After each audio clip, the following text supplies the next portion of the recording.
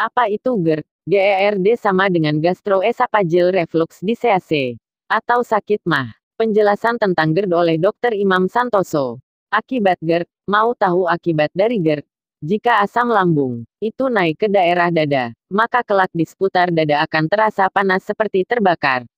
Jika ia naik mengenai area jantung, maka ritme detak jantung bisa terganggu sehingga jantung bisa berdebar-debar kencang sehingga debarannya seperti lonceng yang rasanya seperti mau copot saja.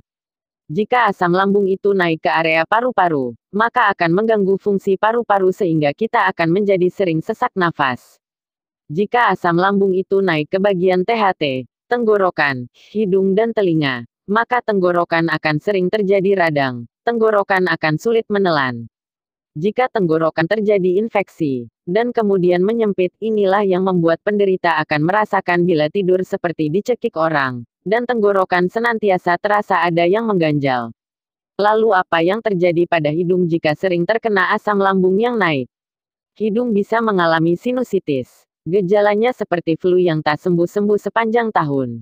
Bayangkan, flu satu hari saja rasanya tak enak banget. Bagaimana jika itu terjadi dalam sehari-hari selama sepanjang tahun? Lalu bagaimana pula jika asam lambung merembes ke bagian telinga? Asteris. Orang yang terkena MAH kronis, yang kemudian berkembang menjadi GERD, sering kemudian pendengaran menjadi berkurang, bahkan bisa kehilangan pendengarannya sama sekali. Sangat memprihatinkan, bukan? Bukan hanya tenggorokan, hidung dan telinga saja yang kemudian bisa terganggu. Namun, mata pun bisa terkena dampak dari naiknya asam lambung kemana-mana. Penglihatan orang sakit MAH dan GERD sering menjadi terganggu karena saraf-saraf mata terganggu oleh asam lambung yang merembes ke mata.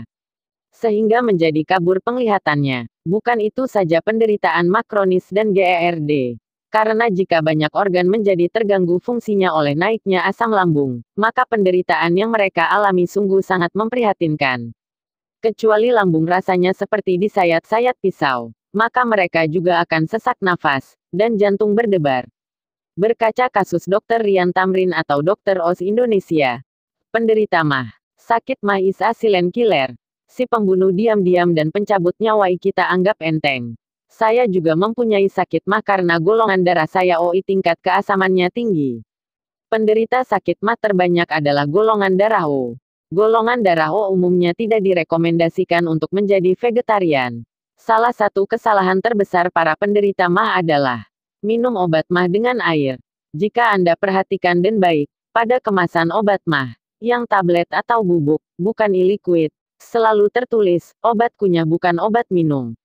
Karena itu, paling tidak 1 jam sebelum dan sesudah mengkonsumsi obat MAH, Anda tidak boleh makan dan minum apapun supaya obat TSB bisa bekerja dengan baik.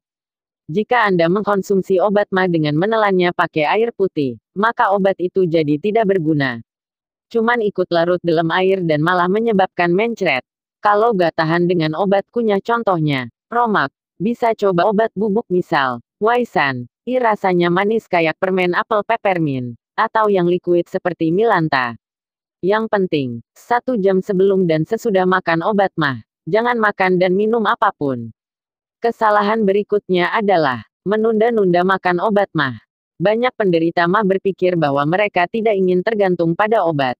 Mereka pikir asam dalam lambung akan hilang saat diberi makanan atau minuman manis, atau akan hilang dengan berlalunya waktu, dan sebagainya. Itu pemikiran yang keliru. Asam lambung bersifat korosif yang membantu proses cerna, tapi sangat merusak jika berlebih dan jika dibiarkan berlarut-larut maka lambungmu pasti hancur, bahkan bisa menyerang organ lain seperti liver misalnya. Oleh karena itu saat MAH mulai menyerang, maka jangan tunda. Segera konsumsi obat MAH secepat mungkin.